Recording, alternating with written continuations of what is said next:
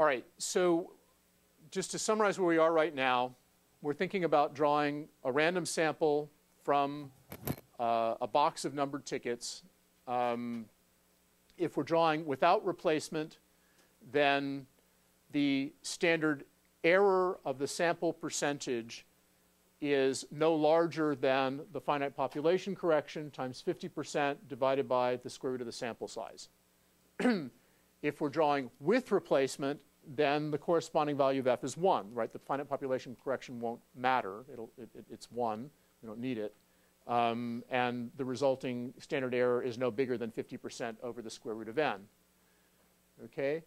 Now, that's likely to be an overestimate of the SD of the box because it's a worst-case assumption. It pretends that you have 50% zeros, 50% ones in the box.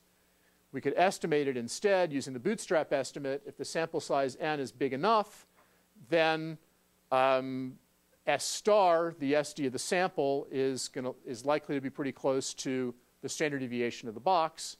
And as a result, S star over the square root of n is a good estimate of the standard error of the sample percentage if you're sampling with replacement.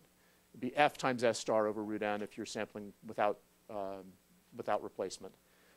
It's more common if you're talking about drawing from a general box rather than a 0, 1 box to use S, the sample standard deviation, rather than S star, the standard deviation of the sample. It makes sense primarily if you're sampling without replacement, because that's the situation under which S squared is unbiased for the square of the standard deviation of the box. Okay, if you're sampling without replacement, you modify these by multiplying by the finite population correction.